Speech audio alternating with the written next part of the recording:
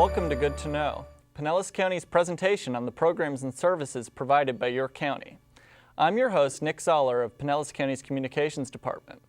Did you know that Pinellas County has programs available to assist families in keeping their children and teens from entering the juvenile justice system? The Juvenile Detention Alternatives Initiative, known as Jdai, is a collaborative effort between the county and legal and educational stakeholders to make a positive change in the lives of children and teens. To tell us more about the Juvenile Detention Alternatives Initiative in the county, we welcome Jenna Gibbs, Jdai Coordinator for Pinellas County Justice and Consumer Services. Thanks for joining us today, Jenna. Thank you. So, why don't you tell us a little bit about what Jdai is? Okay, thank you. Jdai stands for Juvenile Detention Alternatives Initiative. It is a program that was started by the Annie E. Casey Foundation approximately 20 years ago, and it's been replicated in 250 jurisdictions throughout the United States. It seeks to reduce the reliance on inappropriate, unnecessary, secure detention for youth. Wow, 250 is a lot. When did Pinellas County become one of the Jdai counties? In 2013, Pinellas joined Palm Beach, Duval, Hillsborough, and Broward counties as Jdai sites. And Annie E. Casey Foundation really provides that framework, but it really is a collaborative effort that requires the local leadership.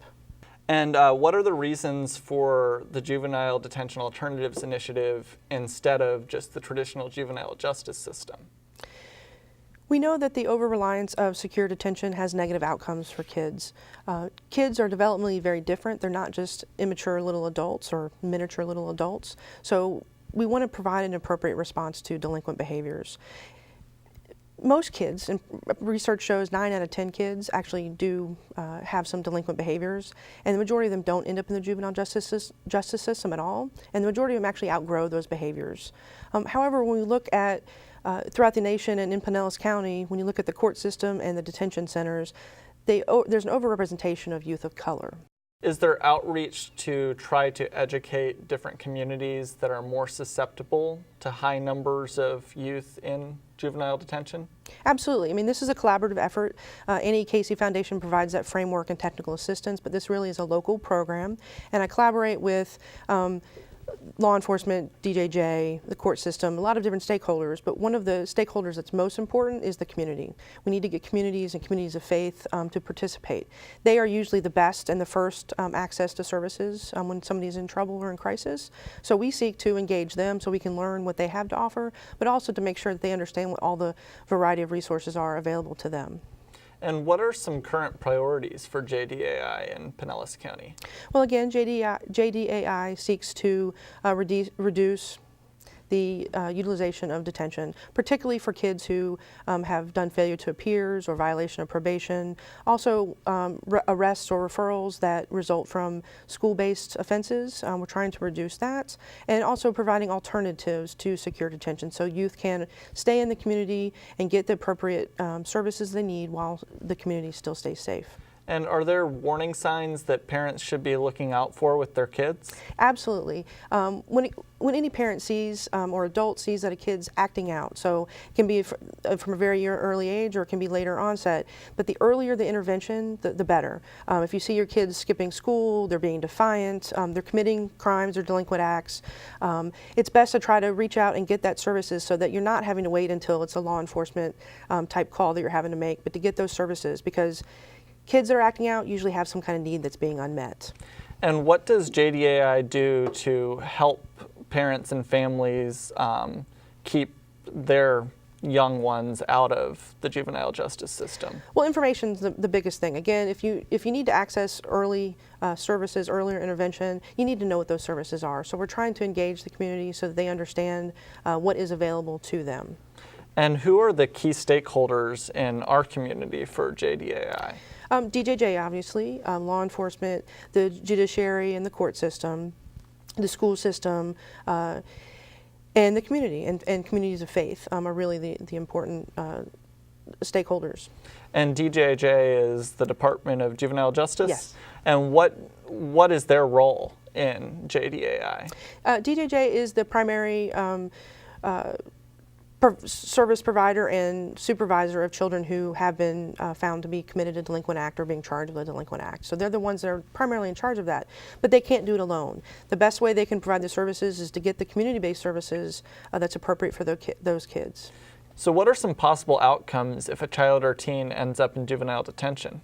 For some teens, detention is necessary. It may be a necessity to keep the community safe and them safe. However, for many teens, they may be able to remain in their community. But when a child is put in secure detention, they're removed from community and family and the resources that they may already have there. And that can lead to some negative outcomes. They can have traumatic experiences, they can meet negative peer influences, and essentially they're more likely to penetrate the juvenile justice system deeper. So it's really important that we look at alternatives to keep young people in the community, but yet connected to resources, or get them connected to resources so that the community can stay safe while the young person improves and stops doing the delinquent behaviors. And what are some of those alternatives that might be offered? Alternatives can be basically community-based programs, so getting them into a program that is going to monitor and supervise, but more importantly also give them the services they need. So assessment and finding out what they need. If they're having problems at home, or if they're having issues at school and education, or they've have a history of trauma, whatever it may be, to the appropriate services so they can get those services without having to have their freedom or their liberty taken away, which is really traumatic in of itself.